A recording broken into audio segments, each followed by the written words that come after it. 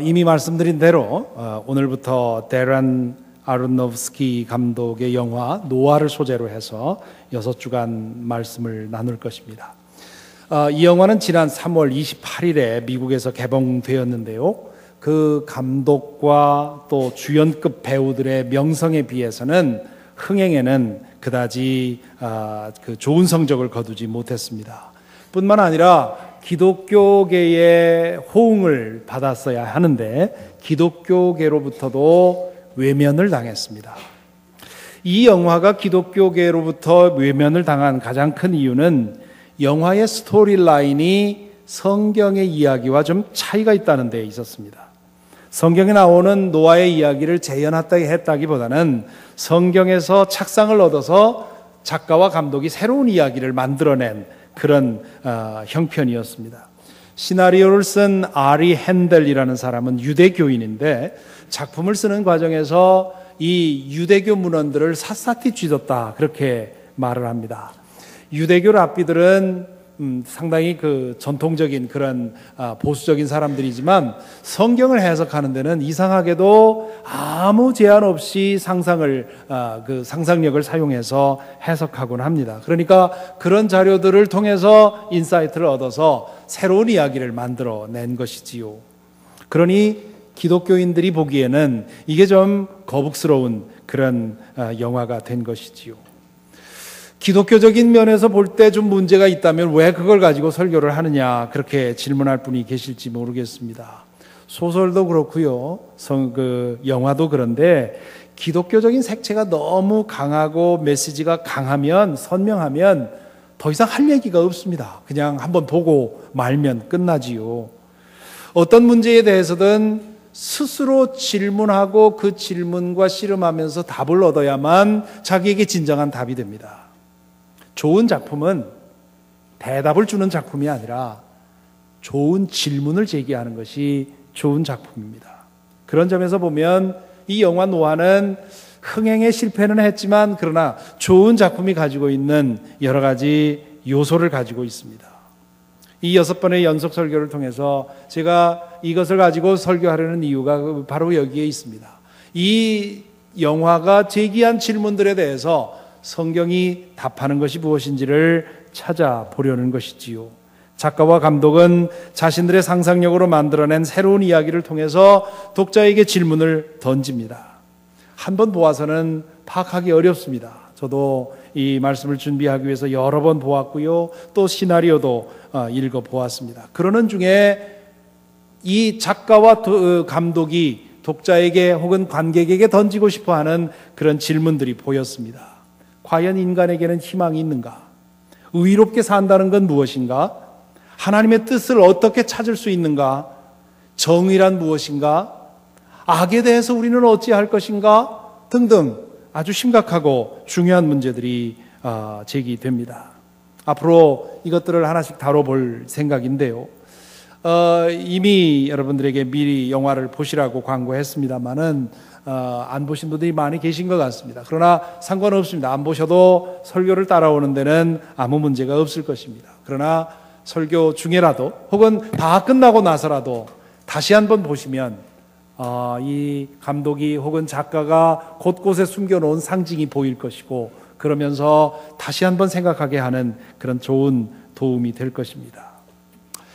영화가 시작이 되면 하나님의 창조, 인간의 타락, 낙원으로부터의 추방, 가인의 살인, 셋의 탄생, 그리고 노아로 이어지는 이 사건들이 신속하게 그려지고 있습니다. 영화는 동생 아벨을 죽인 가인이 에덴의 동쪽으로 쫓겨났지만 그곳에서 거대한 도시를 세우고 문명을 발전시켰다고 하는 창세기 4장의 이야기를 확대시킵니다. 가인의 후손들은 문명과 함께 죄악도 퍼뜨립니다. 영화는 가인의 7대 손인 두발 가인을 악의 화신으로 등장을 시키지요. 창세기 4장 22절에 보면 두발 가인이 굴이나 쇠를 가지고 온갖 기구를 만드는 사람이었다고 그렇게 기록이 되어 있습니다. 죄인의 화신인 이 두발 가인의 맞은편에는 셋의 10대 손인 노아가 서 있습니다. 영화의 시작은 이 가인의 후손인 두발 가인에게 노아의 아버지인 라멕이 살해당하는 이야기로 시작을 합니다. 이 죄악을 이 땅에 퍼뜨리고 있는 가인의 자손이 셋의 자손의 씨를 말리려고 하는 그런 위기부터 이야기가 시작이 되지요. 그 서두 장면을 좀 보여드리겠습니다. 이제 보실 때 sit back and relax and enjoy the show.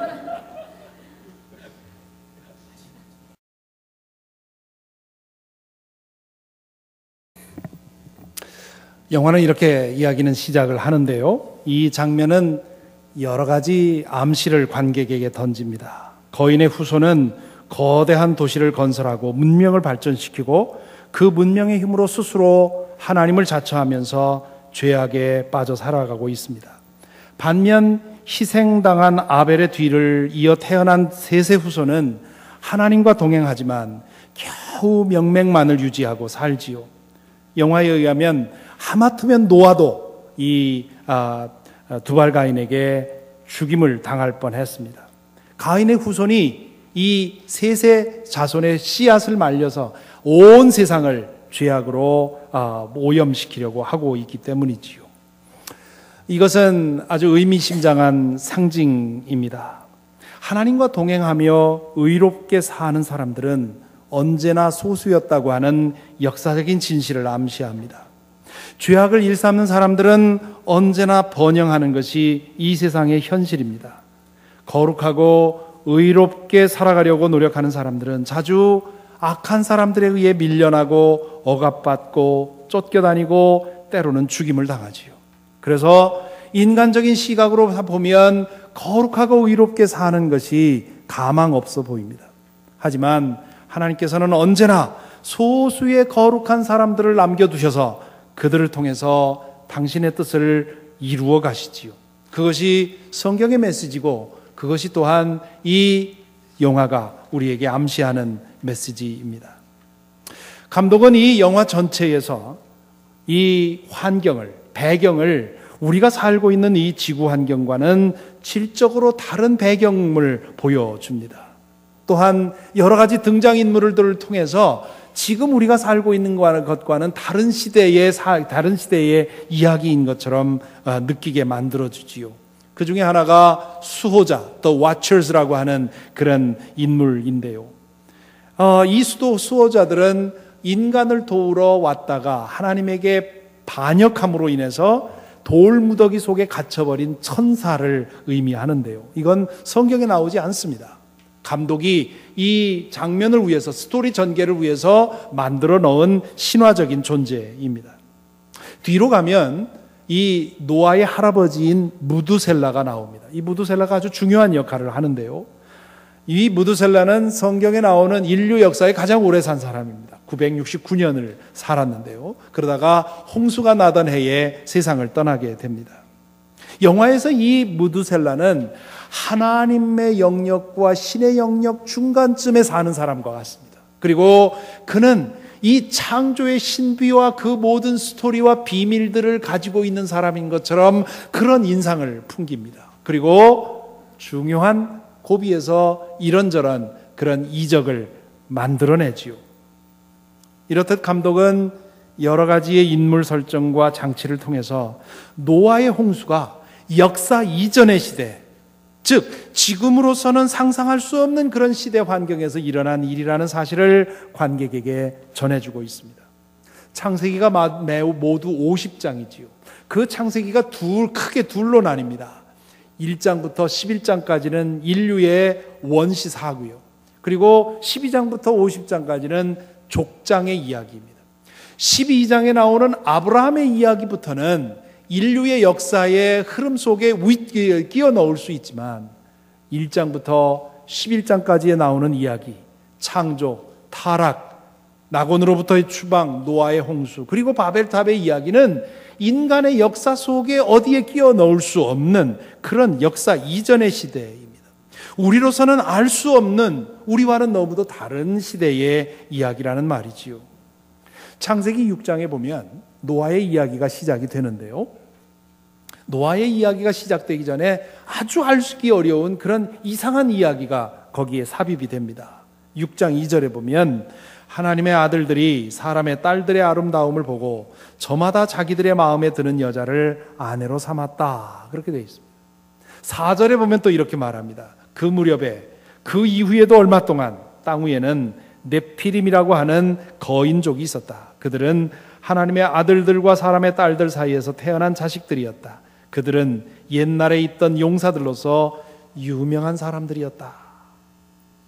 이것은 성경에 나오는 가장 난해한 본문 중에 하나입니다. 여기에 나오는 하나님의 아들들이 누구고 네피림이 무엇이고, 이것은 지금으로서는 도무지 알 길이 없는 그런 영역에 있습니다. 여기에 대해서 학자들이 그동안 이런저런 제안을 했지만 아직도 합의가 이루어진 것은 없습니다. 이 본문에 대해서는 그냥 모른다라고 대답하는 것이, 말하는 것이 더 정직하고 진실한 대답입니다. 그런데 이 본문을 읽으면서 독자가 들어야 할 메시지가 있습니다. 이 본문은 독자들로 하여금 지금 여기에 기록된 사건들은 당신들이 사는 시대와는 전혀 다른 시대에 일어난 사건임을 기억하라고 하는 메시지입니다.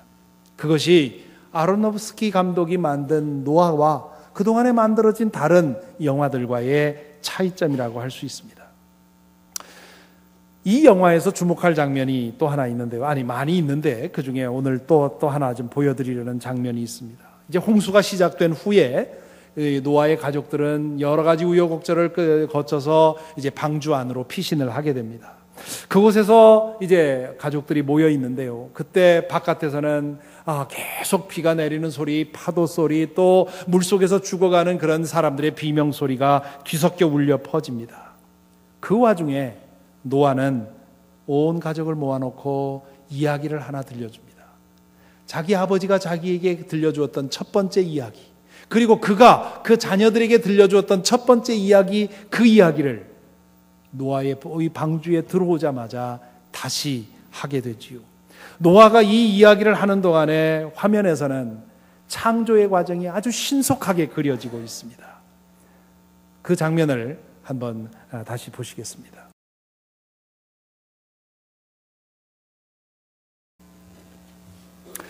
제가 이 영상을 보여드린 것은 이것이 창조 과정에 대해서 정확히 그린 것이라는 뜻이 아닙니다. 누가 있어서 하나님의 창조 과정을 정확히 그려낼 수 있겠습니까? 그것을 본 사람도 없고요. 그리고 보았다 해도 이해할 수 없을 것이고요. 그걸 말한다고 해서 제대로 표현할 수도 없을 것입니다. 우리로서는 다만 이렇게 저렇게 상상하면서 혹시 이랬을 것 아닌가, 혹시 저랬을 것 아닌가, 그렇게 추측할 뿐인데요. 이 영상은 그동안 창조 과정에 대해서 나름대로 사람들이 상상력을 가지고 동원해서 만든 것 중에 그래도 나이스 트라이 중에 하나라고 생각이 드는 것입니다. 아마 저와는 달리 이 영상을 보고 거부감을 느낄 분들도 계셨을 것입니다. 왜냐하면 이 영상 안에는 창조, 크리에이션과 진화, 이볼루션을 절묘하게 결합시켜서 만든 영상이기 때문이지요. 1960년대에 미국에서 시작이 되어서 지금은 미국 교회뿐만 아니라 한국 교회까지도 하나의 의심 없는 그런 진리로 전파된 것, 그것이 바로 창조과학, 크리에이션 사이언스의 영향 때문에 진화론은 곧 무신론이라고 하는 등식이 한국 교회에 널리 퍼져 있습니다. 그렇게 믿는 분들은 이 영상을 보고 기분이 상하셨을 수도 있습니다. 하지만 이 문제에 대해서 그렇게 간단히 생각할 문제가 아니라는 것을 기억해 주시기를 바랍니다.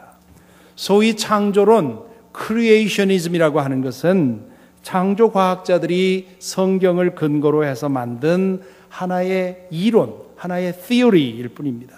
성경적인 진리가 아닙니다. 예수 그리스도를 믿는 사람들은 모두 다 크리에이셔니즘을 받아들여야 되는 것은 아닙니다. 크리에이셔니즘하고 크리에이션 페이스, 하나님이 창조하셨다고 하는 믿음하고는 다른 것입니다. 창조주 하나님을 믿으면서도 진화과학을 연구하는 것은 얼마든지 가능한 일이고요. 또 그렇게 하는 사람이 많이 있습니다. 창조주 하나님을 믿는 사람들은 자동적으로 진화를 거부해야 되는 것이 아닙니다.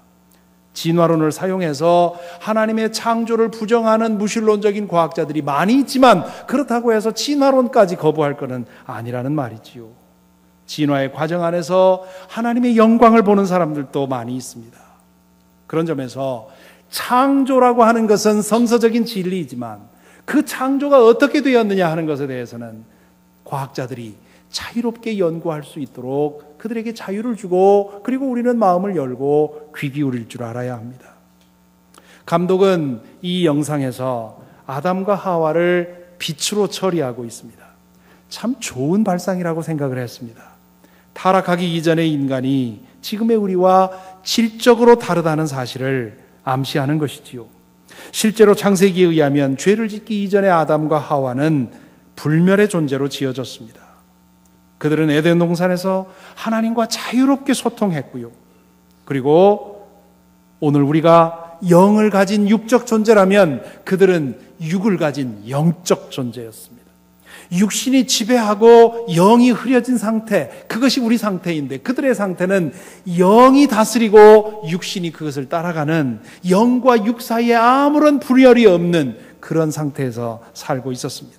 그와 같은 질적인 차이가 태초의 인간과 원죄를 가진 우리 인간 사이의 차이점인 것입니다.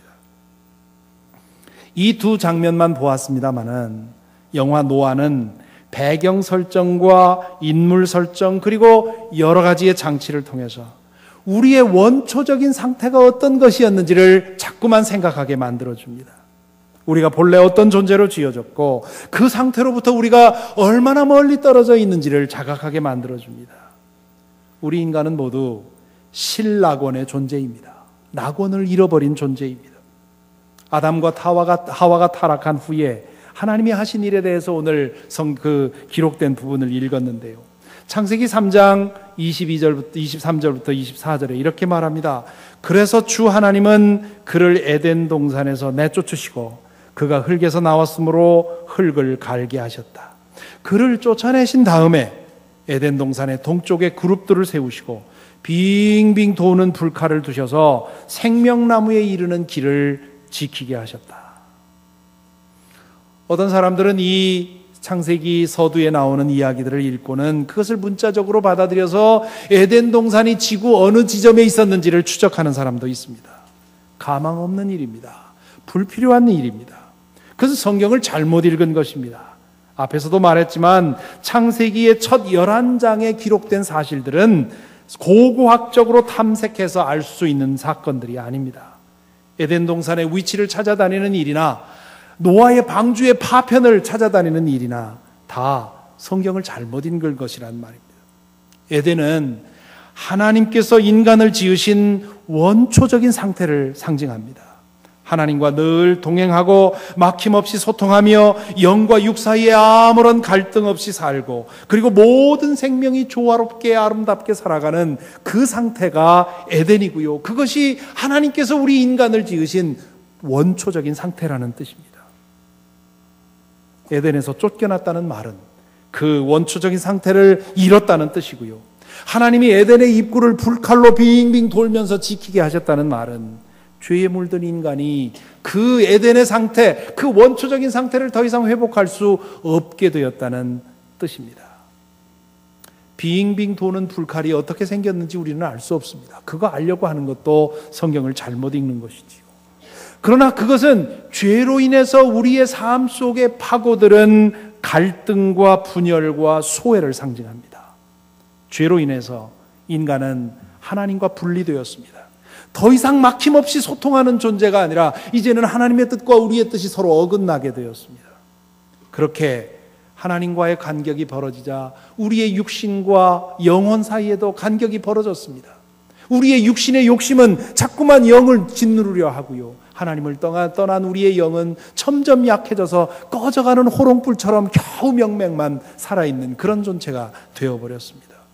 그러다 보니까 우리 내면에서도 서로 갈리게 되는 것이고, 사랑하는 사람들이라고 서로 살지만 그러나 사랑하는 사람들끼리도 하나 되지 못하고 살고 있는 것이고, 인간 세상은 갈기갈기 찢기게 됐고, 인간은 더 이상 이 세상에 다른 생명과 화해하지 못하고 살아가고 있는 것입니다. 죄로 인해서 인간은 총체적인 분열과 갈등과 소외를 겪게 되었고, 그 양상은 점점 더 심해져 가고 있다고 하는 것, 그것이 성경이 그리고 영화가 우리에게 말하는 사실입니다. 가인이 아벨을 살해해서 최초의 범죄자가 되지요. 그의 범죄는 대를 이어 내려오면서 점점 심해지고 증폭되고 또한 편만해졌습니다. 인간의 마음이 죄로 문들들자 인간이 발전시키는 문명의 이기들은 그 죄를 더 심화시키는 도구로 쓰임받게 되는 것이지요. 그로 인해서 노아 시대의 인류의 죄악은 홍수로 물로 쓸어버리지 않으면 안 될 만큼 심해졌다고 하는 것. 오늘 아까 처음 본 영상에서처럼 지구의 그 어둠의 그 죄악의 어둠이 한없이 퍼져가는 그런 모습을 본 것처럼 그렇게 되어 있다는 것입니다. 노아의 홍수 이야기가 시작이 되면서 창세기 6장 11절 12절에서 이렇게 말합니다. 하나님이 보시니 세상이 썩었고 무법천지가 되어 있었다. 하나님이 땅을 보시니 썩어 있었다. 살과 피를 지니고 땅 위에서 사는 모든 사람들의 삶이 속속들이 썩어 있었다. 여기 하나님이 썩어 있었다 하는 얘기를 3번 반복하게 만들지요. 그리고 마지막에는 속속들이 썩어 있었다. 여러분, 창세기 1장이 기억나지 않습니까? 하나님께서 세상을 창조하시면서 매일 창조가 끝난 후에 참 좋다, 참 좋다 그럽니다. 그리고는 마지막에 뭐라 합니까? 처음에 6번은 좋다, 보시기에 좋았더라, 보시기에 좋았더라 하다가 마지막에는 보시기에 참 좋았더라 그러면서 하나님의 창조가 얼마나 아름다운지를 보여주지요. 그런데 오늘 이 창세기 6장에 보면 하나님이 창조한 피조 세계가 썩었더라, 썩었더라, 속속들이 썩었더라. 사과 상자에 사과 하나가 썩기 시작하면 그 부패가 급속도로 다른 사과로 옮겨가게 되지요. 때가 늦어버리면 사과 상자 전체를 쓰레기통에 버리지 않으면 안 되는 그런 상황이 오게 되는 것입니다. 그것처럼 노아 시대의 인류의 죄악이 전부를 쓸어버리지 않으면 안 될 만큼 그렇게 심해졌다는 뜻입니다.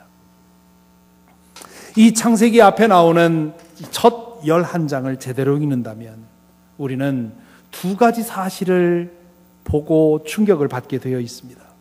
이미 여러 번 읽은 사람들은 그렇게 충격받지는 않겠지만 처음 창세기를 1장부터 11장을 읽는다면 적어도 2가지 사실을 발견하고 놀라야 됩니다. 첫째는 우리에게 잃어버린 낙원이 있다는 사실입니다. 또 하나는 지금 우리는 그 낙원의 상태로부터 너무도 멀리 떨어져 있다는 사실. 이 2가지 사실이 창세기 1장부터 11장을 통해서 우리가 보아야 할 2가지의 진실입니다. 우리가 잃어버린 낙원이 얼마나 복되고 아름다운 것이었는지, 그리고 하나님의 형상으로 지어진 우리 인간은 원래 얼마나 빛나는 존재로 지어졌는지를 확인하고 충격을 받는 것이지요. 동시에 그렇게 빛나는 존재로 지어진 인간이 어떻게도 이렇게 신속하게, 그리고 어떻게도 이렇게 심하게 타락할 수 있는지, 그리고 하나님의 창조하신 이 낙원이 어떻게 이렇게 심하게 부패할 수 있는지를 보고 놀라게 되어 있습니다. 영화 노아는 이 점에서 아주 큰 도움이 됩니다. 왜냐하면 그 글자를 읽는 것보다 눈으로 보는 것이 더 분명히 강하게 우리에게 인상이 남기 때문입니다. 영화 안에 설치된 여러 가지 영상들은 우리로 하여금 끊임없이 우리가 잃어버린 낙원이 있다고 하는 것, 우리가 잃어버린 우리의 본성이 있다고 하는 것, 우리가 지금 이런 상태로 살게 되어 있지 않았었다고 하는 것을 끊임없이 우리에게 상기시켜 줍니다. 생각이 거기에 이르면 우리는 질문하지 않을 수 없습니다. 잃어버린 낙원은 영영 회복할 수 없는가? 우리 인간은 어쩔 수 없이 이와 같은 죄악의 늪에서 허우적대며 지옥을 확장시키며 살아가는 방법밖에 없는가? 우리의 존재 안에서 깜빡거리는 이 하나님의 불빛은 다시 이 불빛을 키울 방법은 없는가?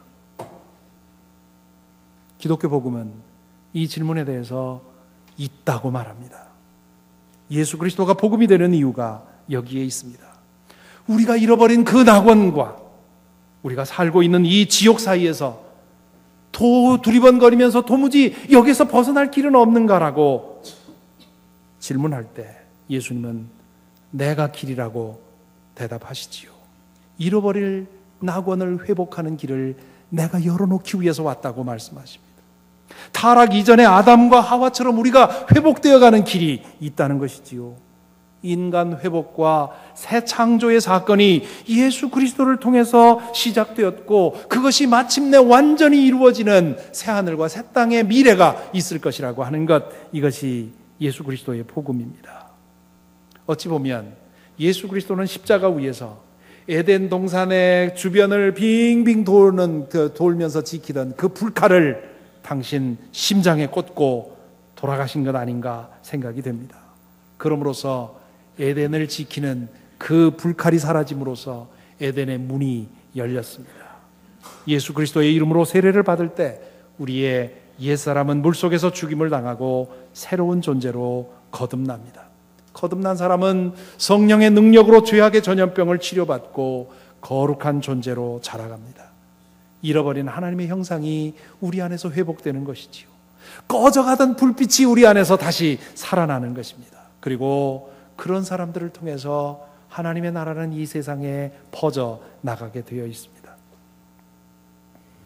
노아 시대처럼 오늘 우리 시대에도 악한 사람들이 번성하고 거룩하게 사는 사람들이 고난을 당하는 현실을 많이 봅니다. 때로는 인간의 타락상이 어쩌면 인간이 이렇게도 타락할 수 있는가 몸서리치면서 두려워 떨 때도 있는 것이지요. 얼마 전에 아이시스, 요즘 문제가 되고 있는 이슬라믹 스테이트 그 테러 집단이 200여 명의 이라크 청년들을 팬티만 입고 온 옷을 다 벗겨놓고 쭉 눕혀놓고는 무차별로 사격을 가해서 살해하는 장면을 보게 되었습니다. 제 페이스북에 누가 링크 해놔서 잠깐 클릭했다가 5초도 되지 않아서 속에서 막 미식거리고 구역질이 나와서 끌 수밖에 없었습니다. 그러면서 이 인간의 이 우리 사회, 이 인간 세상이 앞으로 어떻게 될 것인가? 지난주에도 그 지역에서 주재원으로 근무하시는 교우님을 만났는데요.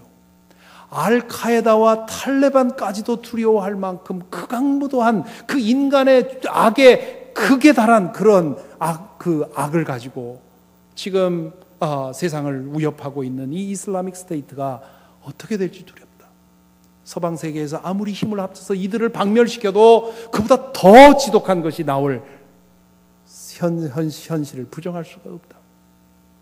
이것이 앞으로 인류의 미래에 어떤 위협을 가할지 걱정하지 않을 수 없는 그런 현실을 보면 우리는 참으로 인간에게 희망이 없다는 절망감에 빠질 수밖에 없습니다.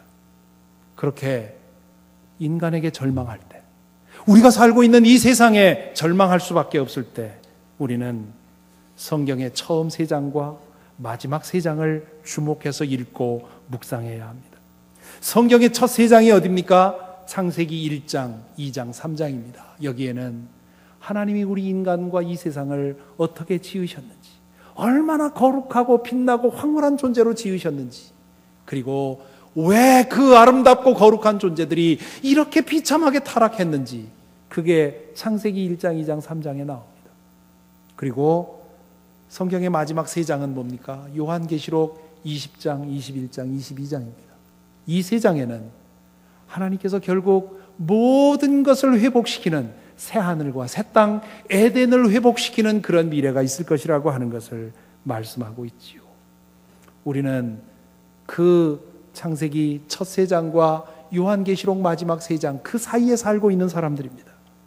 우리는 이 중간기에 살고 있는 사람으로서 창세기 첫 3장을 읽으면서 하나님께서 우리를 어떻게 지으셨는지, 어떤 존재인지 그것을 기억하고, 또한 요한계시록의 마지막을 읽어가면서 하나님께서 결국 우리를 어떻게 만드실 것인지 그 미래를 볼 수 있어야 하겠습니다.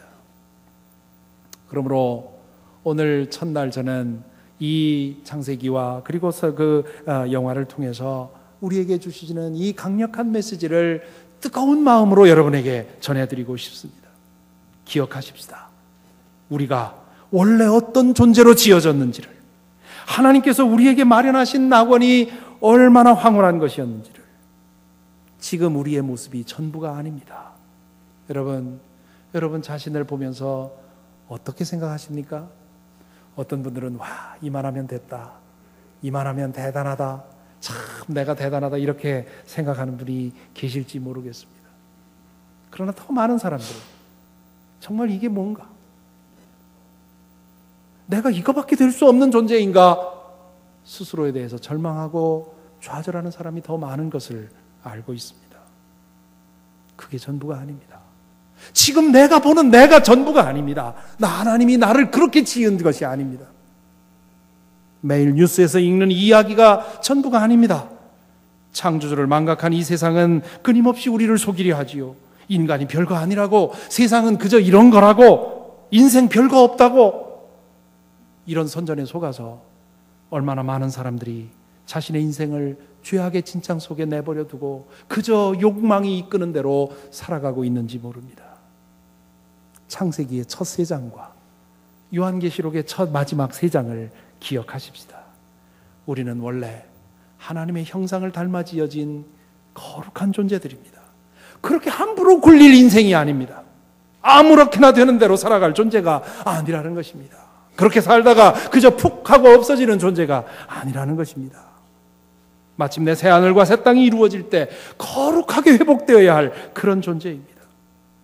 그렇게 우리가 잃어버린 것이 무엇이고 앞으로 우리에게 하나님께서 주실 것이 무엇인지 안다면 오늘 이 중간길을 살아가는 우리가 함부로 우리의 인생을 내버려 둘 수가 없습니다. 예수 그리스도를 더욱 굳게 부여잡고 그분이 내 안에서 변화시켜주는 그런 변화를 우리가 경험해가면서 우리 안에서 거룩한 불빛이 새롭게 살아나고 그리고 우리를 통해서 이 불빛이 이 세상을 비출 수 있도록 그 일이 나에게서 이루어지도록 세속적으로 세상적으로 우리가 얼마나 성공했는지 성공하지 못했는지 그건 우리에게 아무 상관없습니다. 중요한 것은 하나님께서 우리 모두에게 주신 그 불빛이 얼마나 밝게 빛나고 있는지 그거 하나가 우리가 이 땅에서 붙들고 살아야 할 것이고요. 바로 그것이 오늘 이 말씀을 통해서 저와 여러분이 가져야 할 마음의 새로운 다짐이라고 믿습니다. 부디 우리가 어떻게 지어진 존재인가 다시 한번 생각하시고요. 결국 그리스도 안에서 우리가 어떻게 회복될 존재인가 생각하시면서 매일매일 주님과 함께 거룩한 길을 다니는 저와 여러분이 되기를 간절히 기원합니다. 기도하겠습니다. 창조주 하나님, 구원자 예수님, 인도자 성령님, 저희의 삶을 드립니다. 주님의 강한 손으로 잡아주셔서 저희의 거룩한 본성을 기억하게 하시고 그 모든 것이 회복될 그날을 소망하며 오늘 여기서 주님과 동행하며 거룩한 길을 가도록 그리하여 우리의 안에 껌뻑이며 죽어가던 거룩한 불빛이 예수 그리스도 안에서 환히 빛나고 그 주님의 복음의 빛이 우리를 통해 세상을 비출 수 있도록 인도하여 주시옵기를 간절히 기도하옵나이다.